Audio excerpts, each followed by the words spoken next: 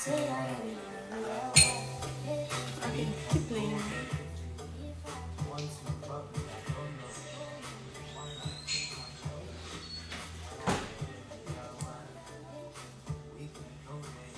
Hi guys, welcome back.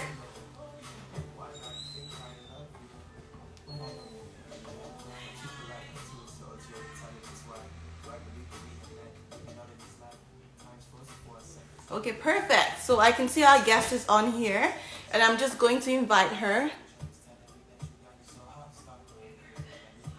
Perfect.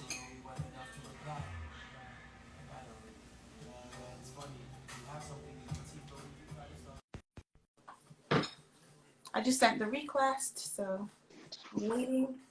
Hi, Lacey. Hi, Sosa. How Can you are hear me okay? you? I'm so good. I'm so good. I love that you were doing this live. I'm literally hanging out on my meditation pillow, having some tea, and just waiting to chat with you. I'm super excited. So good to see you. I'm glad to be here. Really glad to be here. Excited to be here. Dr. Anthony, your last guest was fabulous. So Thank you. I'm looking forward to following up on that and adding into the conversation that you're doing today. Absolutely. So I'm gonna do a brief introduction about Lacey Lee Elliott. So Lacey is an automotive journalist and a host of Global TV's Driving Television. Lacey has struggled with anxiety and depression. She believes in being vulnerable and authentic. After 3.5 years of treatment for generalized anxiety, an MRI revealed that she had a brain tumor in her frontal lobe. Lacey, can you introduce yourself to the audience and tell them more about your story? Of course. Thanks, Sosa. Like Sosa said, you guys, my name's Lacey Elliott, and I know a lot of people watching today will probably recognize me from Global National's Driving Television. I'm an automotive journalist, and basically, I've made my living on a TV show here in Canada talking about cars. Now, it's no Top Gear, but it's a fabulous job. And it has put me in the public eye for the last 20 years of my life. So when I talk about my struggles with mental health, a layer that I had was the image that I was giving off to the public, right? Right.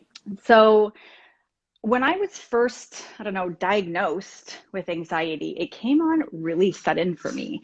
I had gotten out of a horrible marriage, and basically, in a nutshell, like in a week, I found out my husband had been involved in like criminal activity. The police were at my house with a search warrant. He was arrested. I found out he'd been cheating on me. And in this short time period, I also had my second miscarriage. Looking back on it, it makes a lot of sense that I would have had a breakdown. At the time, though, and I know from talking to a lot of other people, it really caught me off guard. I was at a sushi restaurant. It was the last time I remember seeing my ex-husband. He got up and left. And I remember sitting at the table and feeling like I couldn't breathe. I remember my heart was pounding and I was sweaty and I had to go outside, and I went out of this sushi restaurant and I was on the street. It was a busy street in downtown Vancouver. There was people, and I went on all fours on the pavement and I started to hyperventilate. Wow. I felt like someone was squeezing me and was going to like burst me. And to this day, I have no idea who this woman is, but I refer to her as the angel, came out and gave me a brown paper bag and told me to breathe. And basically was like, calm down, it's okay. You're just having a panic attack.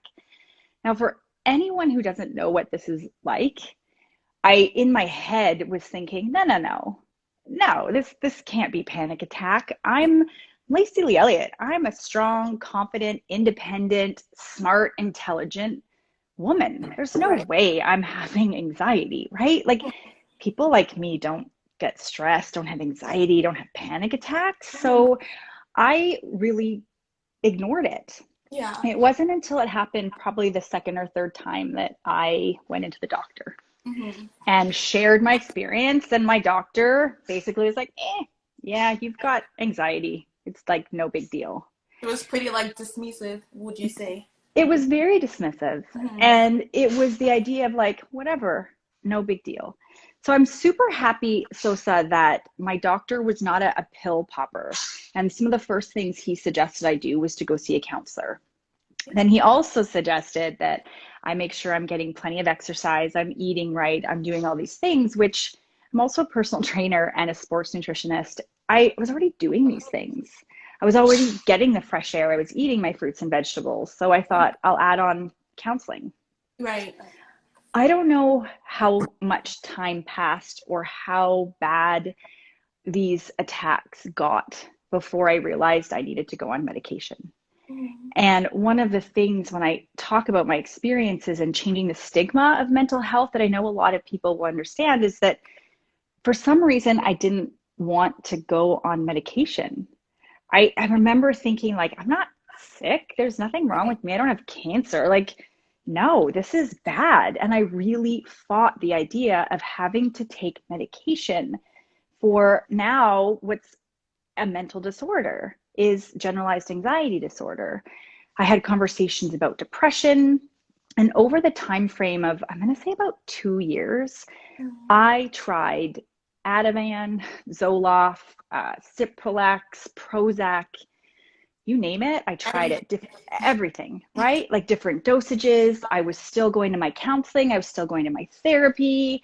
I was doing all of the right things. Yeah. And something that I know you said in the introduction, I've really started to speak out to people and connect with other people because what I've known from talking to people is we're told to do all these things.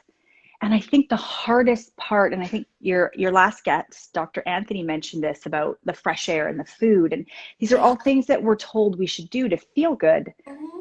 But when we start doing these things and we're still feeling anxious or depressed, I think it starts to make us feel worse, Mhm. right? And it is this whole stigma that, well, wait a minute, I'm doing these things. Why am I still feeling anxious? Why am I still sitting at home crying? Yeah. So I think that was a big struggle for me. I didn't want to speak out because I didn't want people to judge me because I Yeah. was taking medication. Again, I think most people can understand the box that we fit in as mothers, as sisters, as coworkers, and we have these expectations. And if we suddenly become anything weak or bad, when you think of mental illness, most commonly like your depression, your anxiety, suddenly people are going to judge us. Yeah. And I think that was my big kicker to start me thinking about, like, why are we not talking about it? Why is it not okay? Why are we so embarrassed or ashamed to be able to say to other people who are struggling, like, yeah, I'm seeing a therapist, I'm on medication? And this was kind of, I think, probably the beginning of me sharing a lot of my experience at this point on social media, going to a lot of groups, speaking out, connecting with people, because I didn't understand why we were so ashamed to admit we needed the Help. drugs to help us. Mhm. So, continue a little further about 3 or 4 years into having these episodes. Now, I have to be honest, I started calling these episodes because they were very different from what I thought or what I was being treated for anxiety and depression. When you have something like anxiety or depression, there's usually a cause. For example, social anxiety.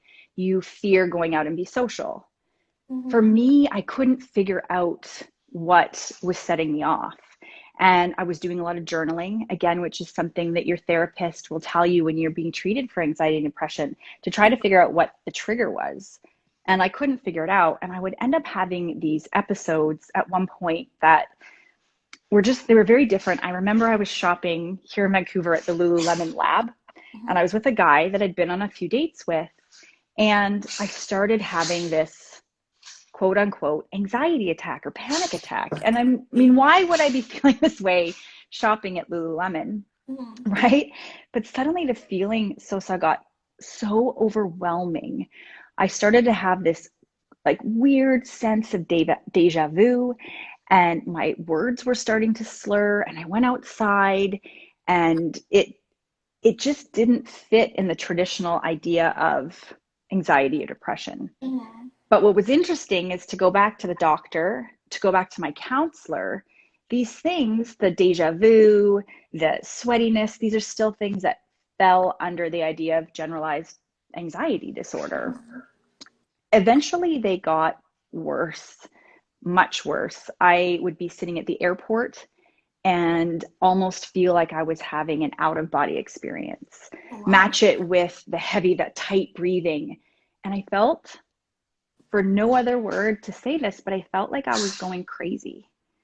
Literally crazy. I don't know how to define it. It was like things weren't working for me. And the more I started talking to other people in my groups and on social media with people that have varying degrees of mental disorders, this word kept coming up.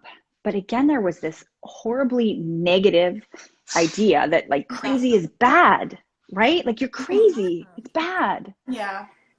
So I waited 13 months to get an MRI. Now I'd gone in for ultrasounds, blood tests, you name it. I was seeing a neurologist. Why did you wait And 13 months? Why did it take so mm, long to get an MRI? so here in Canada, we, with the health system that we have free health care. Mm-hmm. So my doctor and my neurologist had suggested that we try all these other treatments. I'd been through all this medication already. I'd been going through counseling. I had a brain scan done, the CT scan done. I had an ultrasound. The MRI was kind of the last piece of it, and that's, believe it or not, how long it actually took to wait. Now, if I had been more concerned about it, I could have paid for an MRI to do privately, but I felt like the treatment was going okay, and I had faith in that. So I didn't feel like it was a pressing issue to go in for the MRI. And looking back on it, though, now I really wish that I had pushed it, because what's interesting with my story is the MRI ended up revealing that I had a brain tumor. The MRI found a tumor that was about 4 centimeters in diameter, so about the size of a uh, golf ball, right? And so what really has switched for me years later, 2 years later was the tumor, is I remember going into the hospital. They called me with the results of the MRI. And I remember going into the hospital on a Friday night, freaked out to go see the neurosurgeon. I knew I had this tumor in my head. I had a brain tumor. Yeah. It was terrifying, it was scary. Like I can't think of anything that would have been more terrifying to say it out loud. And I think most people feel the same way. I made an appointment a few days later to go in and see an actual neurosurgeon and discuss more with him. And when we started talking about things, he mentioned about how a tumor in your frontal lobe would show up. I'm going to just show you a quick picture here so you can get an idea. But what's interesting is your frontal lobe of your brain is responsible, of course I can't get this to work, is responsible for your cognitive skills. So your frontal lobe deals with your emotional expression, your judgment, your sexual behaviors, your language. So anything that would have been in my frontal lobe, anything that would have been impeding that would have caused me to act like I was a crazy person. And I think what was interesting, Sosa, is the fact that I remember sitting in the office, the neurosurgeon's office, thinking about all of the quote unquote crazy things that I'd done over the Yeah. last few years, the panic attacks I'd had, the outbreaks I'd had with friends, the fights I had with boyfriends. And I remember praying to God. And for me, this is a big thing. I was not a religious person, but I remember sitting there thanking God that I had a brain tumor and that I wasn't crazy. Like I was grateful that I wasn't crazy. The doctors previously had been having conversations with me about possible schizophrenia. Yeah. Even the idea of generalized anxiety disorder, the label attached to that, the label that society gives that is that you're crazy and it's bad. Right. I had a brain tumor, something that people die from, a lot of Yes. people don't come back from. Yeah. And it was less scary to think that I might be crazy. And that has really been why I've started talking more to people. This is About. why I've started connecting more to people about mental illness, because I think that that is horrible. I think it's horrible that that is what is out there. And I know from talking to people at support groups, I know from talking to my counselors, I know from listening to conversations like you just had with Dr. Anthony, that the Yeah. perception out there in the world is that these behaviors, the stigma with them is negative. Now, don't Right. get me wrong. I think there are some severe cases that need to be medicated and definitely push it to the other side of the spectrum. But what I find interesting lately is that every adult, or what they say, adults 40 and older will have or have had some sort of mental illness. And in Canada, one of the leading causes of death for middle-aged people, male and female, is suicide, which we all know is obviously there's some sort of mental illness that builds up to that. Like, these are not small numbers. They're saying everyone from 40 and over will have or have had a mental Yeah. illness. This is big numbers. So why are we so embarrassed? Why are we so ashamed? Why is the stigma attached to all of this such a negative thing? Yeah. And the one thing I talk about constantly on my YouTube channel and here on Instagram and when I'm speaking out in public is I want it to be okay to not be okay. Yeah. I mean, it's a simple thing, but especially with COVID, I mean, let's bring up the recent state of the world today. It's suddenly become acceptable. I met someone at the grocery store the other day and I went and did the elbow. I'm like, hey, how are you doing, Sheila? Right? And she stopped and looked and she said, not good. Yeah. And I don't think that that would have happened even 6 months ago. Mm-hmm. Suddenly, the state of the world with the coronavirus, most people are in this state of stress, the state of anxiety, because we don't know what's going on. The world as we know it has changed. And suddenly it's become acceptable because we all understand it, that I can just openly say to you, I'm not okay. Yeah. I think it's so difficult for people to show up as themselves in this time, in this era, because of the fear of being judged, the fear of being talked about, So people feel like they have to project a certain image. And And that's that's not meant for huge. healthy at all. No, it's not healthy. Yeah. And I think that's the thing that you nailed it, is that we're afraid of that judgment. Yeah. And I know that's why it took me probably 3 years, a good 2.5, 3 years to start talking, because I had been perceived, I thought people perceived me as, right, this strong, confident, intelligent person. Yeah. We're all struggling. Like, even before coronavirus, I talk about my struggles of an abusive relationship. I talk about my Yeah. struggles of bankruptcy, Yeah. miscarriages, and I'm not alone. Like, I'm not alone when it comes to this. There are hundreds of thousands of millions of billions of people that have had these same experiences. So it needs to be okay to not be okay.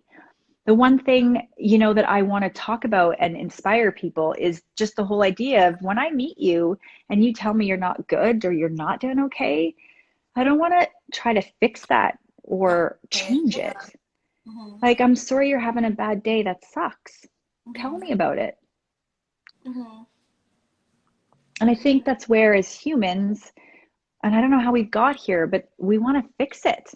And I think that's where we feel it's bad. If you say you're having a bad day, I'm like, oh, cheer up. Come on, you don't have to be sad. Think on Yeah. the brighter side. It's okay to have those moments. You know what I mean? It's okay to cry. It's okay to feel sad. It's okay to be yourself. Like, why should there be a problem if I cry? If I want to cry, allow me cry. Like, allow me cry my Exactly. eyes out. It's, yeah, that's true. Like, maybe you have a breakup and you're feeling really sad and your friends are like, no, you should go out. But I think there's a time for everything. Allow me grieve, you know. I want to grieve, and I know when I grieve I'll feel better. So Exactly. absolutely. And we all, human beings, no matter where you live, no matter the color of your skin, no matter your religion, Yeah. whatever, we all have bad days. It's all relevant. Mm-hmm. And that's it. I think it needs to be okay to talk about it. It needs to be okay to not be shamed about it. And I think more importantly is we have to start allowing other people the space to not be okay, Yeah. right? Like, let you cry. The human response lately is to give you a tissue and tell you to stop. Yeah, Like but you it's said, okay. if you want to grieve, you need to grieve. Yeah, you need those moments, right? You need those moments to be alone. And it doesn't mean that there's anything wrong. It Yeah, just means that we're human. so true. So, Lacey, would you say that your being vulnerable has um, helped you through your journey of like mental illness, talking about it? Because I see that on Facebook, you're very open about it. Like literally, you can ask Lacey any question, and she's not gonna be offended. But would you say that has helped you?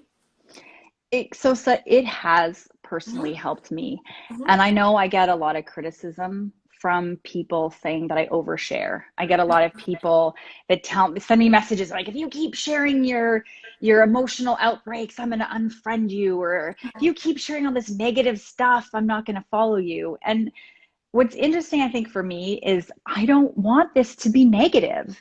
mm-hmm. I want us to stop attaching the idea of it being good or bad, that it's Yeah. just we're having a bad day. It's normal. Mm-hmm. And then the other piece of it that I find interesting is that for every one negative comment, when I share my vulnerability, for every one negative comment, I probably get 5 positive comments. But what's interesting about this is that the people making the negative, like, stop what you're doing comments are very public. It's the Mm-hmm. people that message me privately. And I get dozens of these comments from people that say, wow, thank you for sharing your vulnerability. Thank you for sharing your honesty. You've inspired me. You've motivated me. You've Yeah. encouraged me to know that it's okay to not be okay. Yeah. And that's why I do it. So, in your question about has it helped me?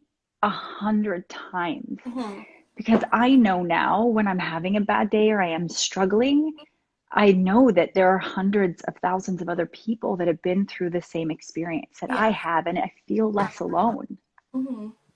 Absolutely. I find your brain tumor story very interesting. Very, very interesting. I could not imagine like being told that I have a brain tumor as big as a golf ball. And like I pretty much would just die before I get to the hospital. I couldn't imagine that. But I know you shared a little bit about this, but how did you feel when you were told you had a brain tumor? How did you really feel? I think, again, it's interesting. So what I remember, so I'd waited for 13 months, like I said, with this MRI, but Yeah. honestly, I wasn't worried. The doctors were talking that I might have epilepsy. And I mean, epilepsy would suck. But again, what was interesting is when the doctors previously had been talking schizophrenia, I'm thinking, well, whatever, epilepsy's not that bad. You just take medication. And so I remember going to the hospital, it was 4 days after the MRI, and being told I had a tumor. And I didn't realize it at the time, but I felt my life was over. Like I literally felt like I had been given a death sentence. And I don't know anything at that point more scary. Now, I didn't actually touch on this, and I do want to point this out. My tumor ended up not being cancer. So Mm-hmm. my tumor, thank God, came out. You saw the pictures. I had 27 stitches. I had a craniotomy. It was not cancer. But I think the thing is, when I was sitting there and the neurosurgeon talked to me and said, you have a brain tumor. Mm-hmm. You hear tumor, you think cancer, and you think death. I had in my head, I was dead. Like I was going to die. People Mm-hmm. don't survive this. Mm-hmm. And it was terrifying. Yeah, It was terrifying. I can imagine. But thank you for sharing. Like, thankfully that I've been sharing a lot, and thank God we have social media. I Yeah. had something called, it was called a meningioma. And there was an amazing support group on Facebook called the Meningioma Mamas and Papas, which there's thousands of members from around the globe. And again, just being able to connect with people and share their experiences. I knew almost in great detail what to expect before I went in for my surgery. It Yeah. was amazing. And I am super, super grateful that we have things like this and we have social media. I can't imagine going through something like that, like literally alone, because Yeah. I was able to Google pretty much everything and talk to people and say, hey, how did you feel when you were healing? How was the Yeah. surgery? All of these things. And I wouldn't have had that a few years ago. So you drew strength from people, from social media, from talking about like your brain tumor, you would say? Pardon? I would say I was asking you, so you drew strength from people, from talking about your Yes, brain tumor, from going on Facebook, from writing posts. So those things actually helped you draw oh, strength. they did. Like I Mm-hmm. drew so much strength from that Mm-hmm. because people were so encouraging and so thankful and so grateful. And in the moments where I was struggling and the moments that, whatever in life, like dealing with this, my hiding place when I'm sad, it was at the back of my closet. And I Yeah. remember sitting in the back of my closet crying and thinking about some of the messages that people had said or thinking about some of the Yeah. conversations. And when you say drawing strength, like I remember feeling like a warrior. I remember feeling like, you know what? Like I can do this, Yeah. right? I'm here for these people. I can do this. And people that I didn't even know, I wanted to be okay. I wanted to I survive this. I remember vividly, like when you had your brain tumor and you're recently diagnosed with that, and I would see you, but I wouldn't know how to approach you. I wouldn't know what to say to you. I wouldn't know. I just didn't know what to do, and I would just be like, "Hey, Lacey, how are you?" and just back off because I didn't know what to say. So my question to you is, what advice would you give to people whose loved ones are going through a similar phase? How do you approach them? Because I know that some people, I know you're super open about like being vulnerable, but at the same time, that person is so vulnerable at that state that a little word could trigger them. You know what I mean? So like, I didn't know what to say. So it was more like, "Hi, Lacey," So what advice would you give to people? Your friend has a brain tumor, or your friend is going through cancer treatments. Like, what advice would you give to um, So people? I love this question. I Yeah. love this question because something that I talk a lot about is my father passed away about 20 years ago. Mm-hmm. And it's been a long time, and I'm definitely over it. But just recently, we had Father's Day. And I'm reminded of this. It's the same kind of thing. When someone dies, we don't know how to treat people. We don't know what to say. And it's the same kind of thing. Like, I appreciate you saying this because you meet someone that's like, oh, I got a brain tumor, or oh, I'm going through cancer, and we don't know what to say. Yeah. And I learned 20 years ago through going through this that saying anything is better than saying nothing. Nothing. And I know sometimes people might say the wrong thing, and there probably is some wrong things to say. Yeah. But I think part of speaking out and the idea of being okay with not being okay is being seen. And I think, whether we're looking at a tumor and cancer, or we're looking at someone who's recently lost someone close to them, or let's talk about the mental illness and the idea Yeah. of the stigma. People want to feel seen. They want to feel heard. You want to be heard. And I think if you don't know what to say about the situation, Yeah. just have a conversation. Like you said, hi, Lacey, ask about the weather, let them feel heard. Yeah. But I think I also, if you can feel the bravery, and I know it is brave, I think it is super important to genuinely ask that person Yeah. how they're feeling. I I don't think, and there might be, but from my experiences and the people in the groups I've attended, for the most part, those people, when we're struggling, Yeah. to have someone just say, hey, like, Mm-hmm. how is your cancer treatment going? Yeah. Right? Like, hey, Yeah. I'm sorry your grandma died. How are you doing? Right. Hey, like, sucks you got a brain tumor, but Yeah. Like how are things? And be open to listening to the response and just allowing that person to be heard and allowing that person to not be okay. Because the one thing I talk a lot about is that when I kind of had a breakdown when a friend of mine came up to me and when I was diagnosed with my brain tumor. Yeah. And a friend came up to me and she hugged me. She's like, "Oh my God, Lacey, don't worry. You're going to be okay. Like, don't be afraid. Everything's going to be great. You're good." And I wanted to kill her. Yeah, of I'm course. like, I have a brain tumor, bitch, right? I've got a tumor the size of a golf ball in my head. And I remember thinking, what? What do you mean, don't worry? Yeah. Like you said it earlier in your question, you can't imagine having that diagnosis. Like, how else is someone supposed to respond to Yeah. that? Like, Yeah. of course I'm worried. Of course I'm Mhm. going to be scared. So, to your question on how to talk to people, I think you have to understand that we're all different, but the people that are struggling in their own way, and being heard and being there for them will allow them to know that it's okay that they're feeling whatever it is that they're feeling, Mhm.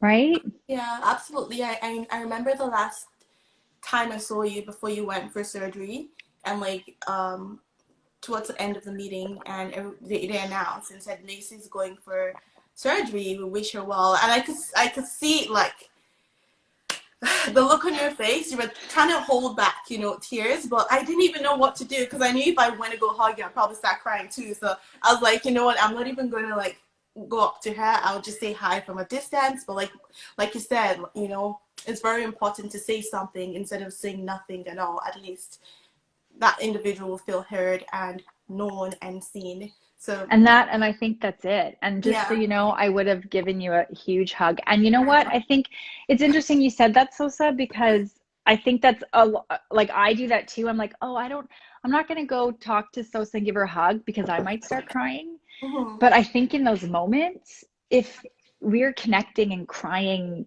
together, yeah, like it's okay, right? Like it's okay to not be okay. It's yeah, sad. It's sad. And so let's be okay to cry together, yeah. right? So I owe you a hug. Oh, yes, you do. So I know that, like, after your brain tumor, after the surgery, you had a huge scar on your head. Yeah. Tell us about it. Tell us about body image issues. Yeah. Well, I think what's funny, I think that's Yeah, the kind of that's a picture stylish of, yeah. fright, Mhm. right?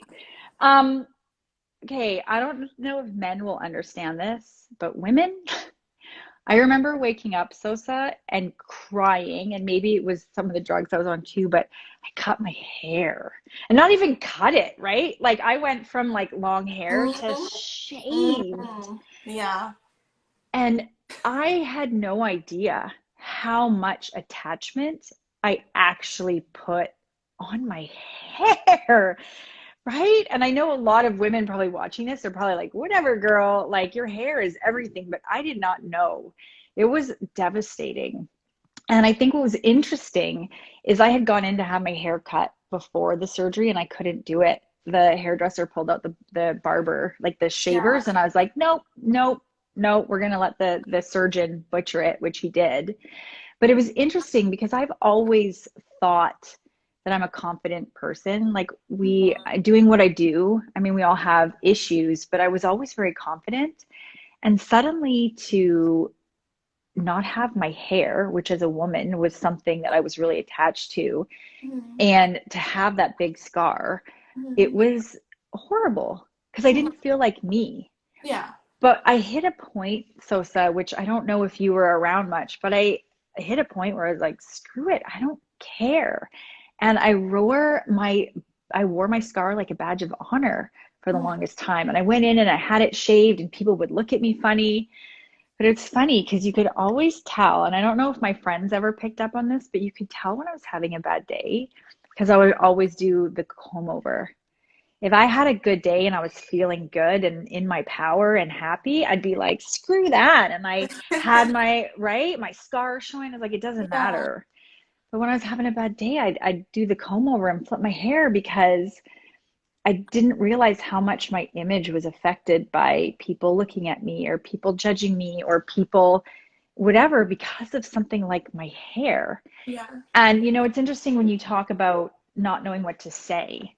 I did have some fun sometimes with people because especially I had those stitches, right? Like I had 27 stitches in my head. Yeah. And I'd go to the grocery store and it's funny because people would look at you all weird. And I remember one gentleman tapped me on the shoulder pre-COVID. You were allowed to touch and he tapped me on the shoulder. He's like, that looks like that hurts. And we ended up laughing for 20 Yeah. minutes in the grocery store over it, right? But it definitely was the first time in my life something like, let's be honest, like it's just hair, but Yeah. something really kind of non-important really affected how I felt about everything else, Right. everything else, right? I feel like sometimes when you're put in, until you're put in a situation, you're not gonna know how you're gonna react. So, take for example, shaving your hair. You didn't know you had that much attachment to your hair. So, Right. you really just cannot tell. I have a question, Lacey. So, would you say as a society, we take mental health as seriously as physical health? Not at all. Okay. And something that I didn't really touch on when I introduced myself is I'm also a personal trainer and a nutritionist. And we have no problem going to the gym and hiring a personal trainer to help us lose weight or get in shape. But yet Yeah. there's this horrible stigma that if I need to go get a counselor or a therapist, there's something wrong with me.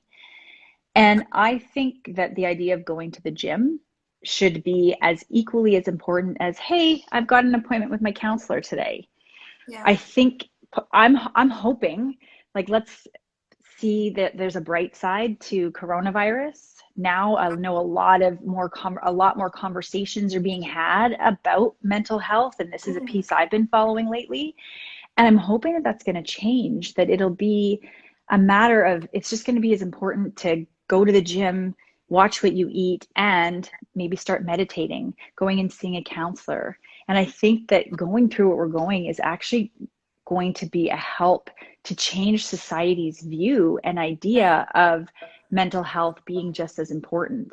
I Mhm. know a lot of other people talk about there being this like triad of health, and it becomes this triangle that you need your physical, your mental, and your emotional, which we've all heard, but more so of the physical movement, the what you eat, the food you put in your body, and then the last piece is your mental state, your emotional health. And those are the three pieces that I think that as a society in general, we need to be more aware of to Yeah. create overall health and wellness. Mhm. So someone was asking here, Brittany, she asked the question, how do you view on life? How is your view on life differently now? So post brain tumor. So how's your view on life Yeah. differently now? Yeah. Well, Brittany, thank you for the question. I think what's interesting is what led me to the tumor was a journey of mental health struggles. Like this was my thing. And so doing that, I did a lot of work on myself. And I do want to point out that when the tumor was removed after recovery, probably a good 3, 6 months after, all of my anxiety, well, 80% of my anxiety and my depression is pretty much gone. Now, don't get me wrong, I still have anxiety. I still deal with these moments that are healthy and normal, which is why, Sosa, I want to talk about it's okay to not be okay. But I think the bigger piece of life is I'm here. I'm here, and I hope that there is a bigger reason for me to be here. Mhm. I thought I was going to die. I Yeah. watched other people with similar tumors, again, that weren't cancer, that lost their sight, that lost their hearing. And somehow here I am. May 11th was just 2 years after my surgery. I'm okay. And now every day I get up early and I embrace life. Yeah. I love life. And I mean, I might have kind of had that before, but really facing something that could be the end, I realized that the every day I live, I'm closer to the day that I die, and I want to Mhm. live like it's heaven on earth. And that Yeah. I'm grateful for that shitty tumor, Yeah. but really woke me up to living my life more fully. Thank you for that, Lacey. That was very, very informative and interesting. I'd like to know, coming from someone with like a lived experience of mental illness, you know, how do we dismantle the stigma of silence? Because you're all for being open about it, but how do we dismantle that stigma of being silent and, you know, it's okay not to talk about it, which is wrong, but how do we dismantle that stigma? You know, so I think that's such a good question. And I talk about this frequently. Like the answer is really simple. We just Yeah. have to start talking about it, right? Like you just have to do it. The problem is that it is scary and it is hard.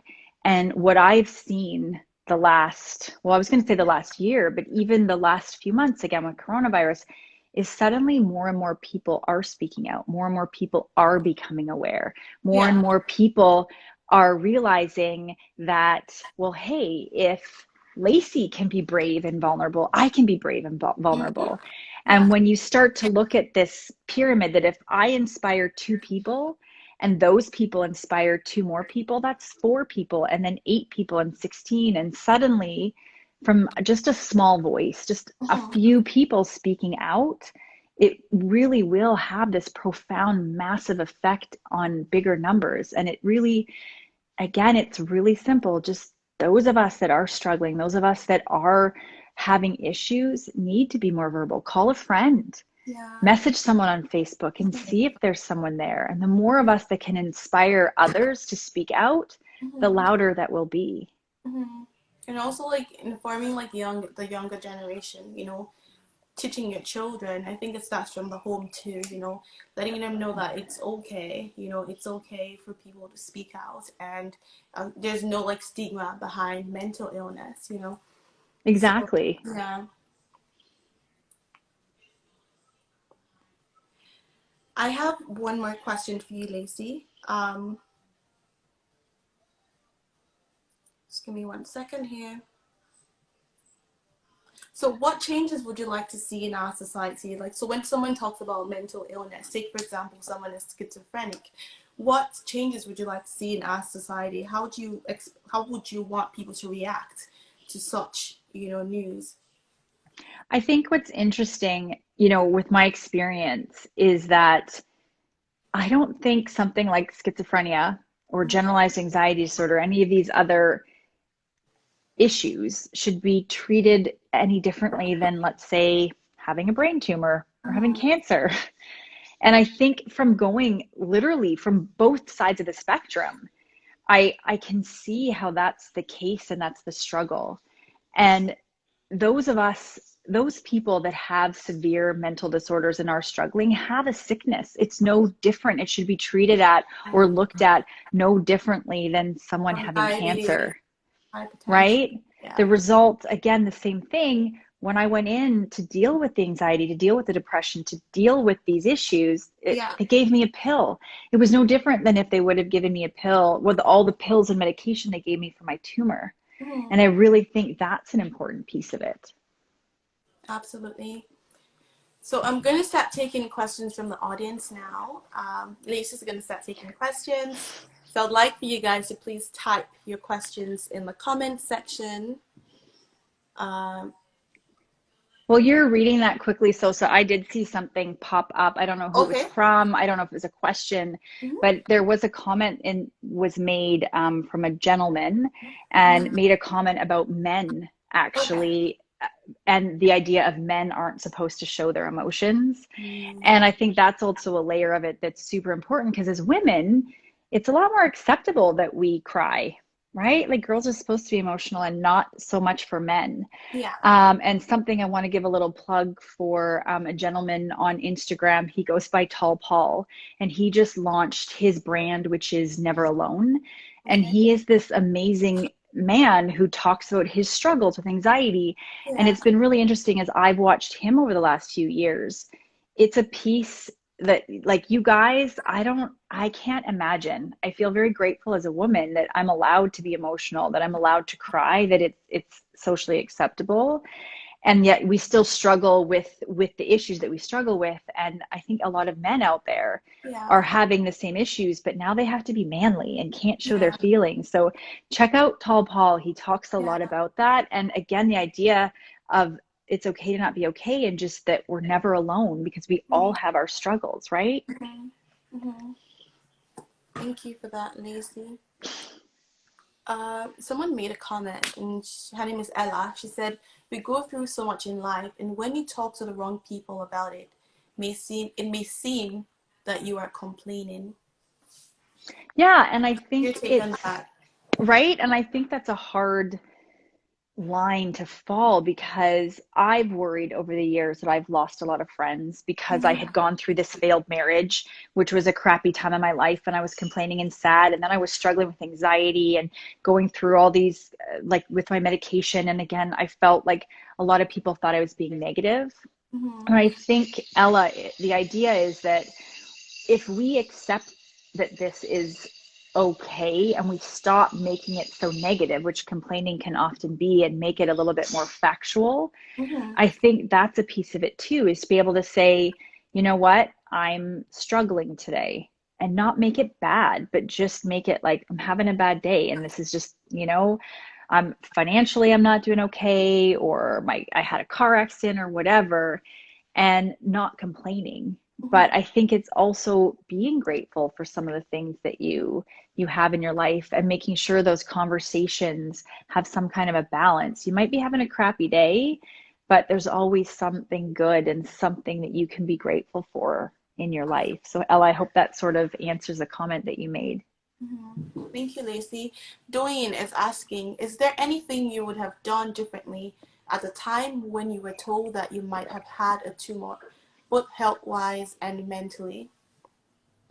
Um, I do maybe regret not pressing for an MRI sooner, Mhm. but I do want to stand by this. I think sometimes the medical profession gets a really bad rap. And I know that we are lucky here in Canada, and I want to believe that our doctors, like any of us, are just doing the best they can. Yeah. So I do sometimes wish, when it was suggested that I get an MRI, that maybe I would have pushed for that a little bit more and advocated a little bit more.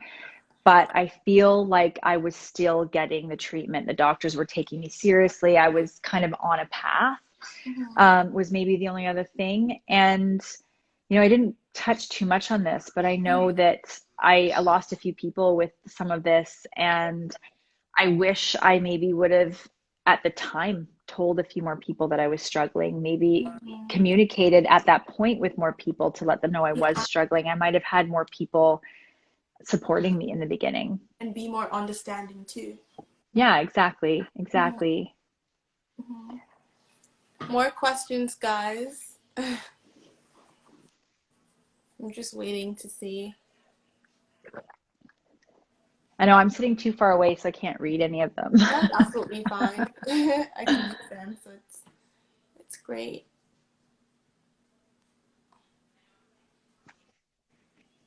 Um, Mrs. A. Toya Erica says, "Yes, cry if you have to. It might release some stress." Exactly, That's very right? Like, don't keep it in. Don't yeah. keep it in. Okay. Thank you so much, Lacey, for being on here. I totally enjoyed chatting with you. Thank you for being so vulnerable. Thank you for sharing your story. It's actually quite difficult to, come out here, come out in the open to share your story. And I think that's just profound and amazing. But now we're having more questions. I have more questions.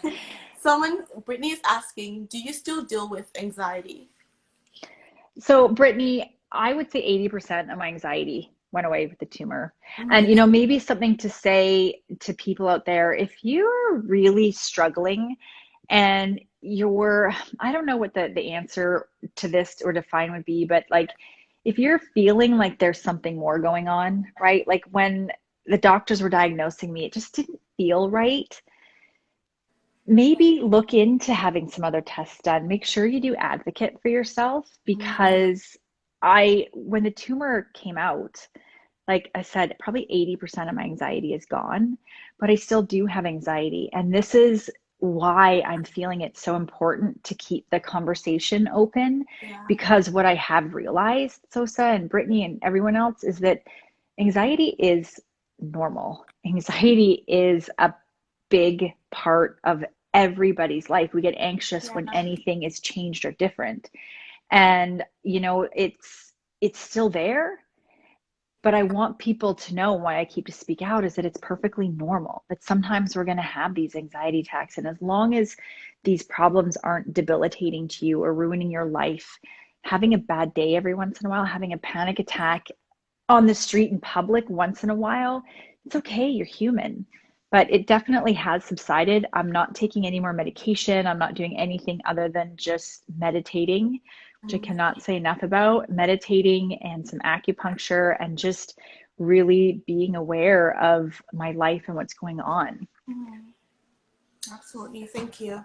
Someone just asked, going through all the struggles, life-altering changes and anxiety through the years, has there been an anchor person or group that has absolutely helped you?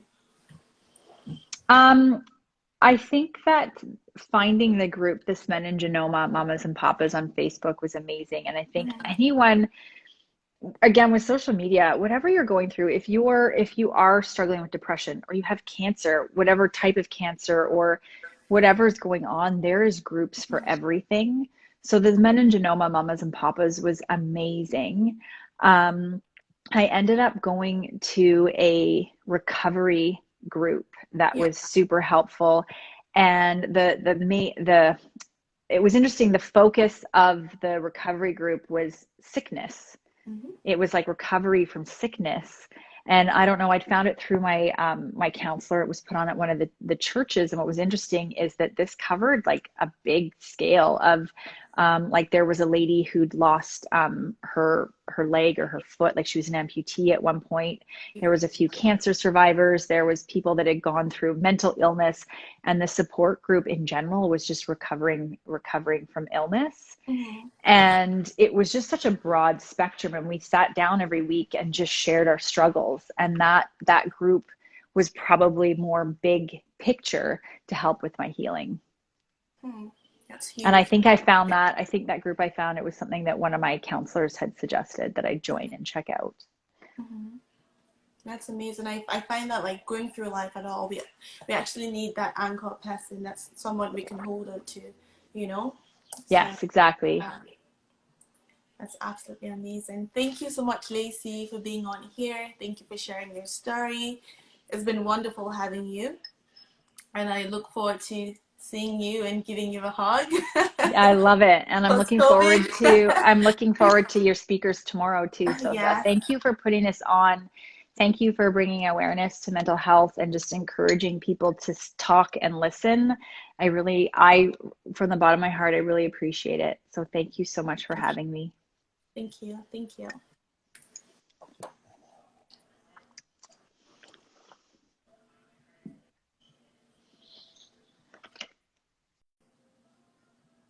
Okay. Thank you guys for listening in, for being here. I am so thankful. I'm so happy. I'm so glad. I look forward to seeing you guys tomorrow. Tomorrow we're going to start at 1. We're going to have 3 amazing speakers. Yeah, so please tune in at 1 p.m. And also I'm going to be doing a giveaway. Those mugs and also like some t-shirts are up for grabs. So if you stay till the end of the live conversation, you stand a chance of winning one of those. So thank you so much, guys. I look forward to seeing you all here tomorrow, and have a wonderful day. Bye.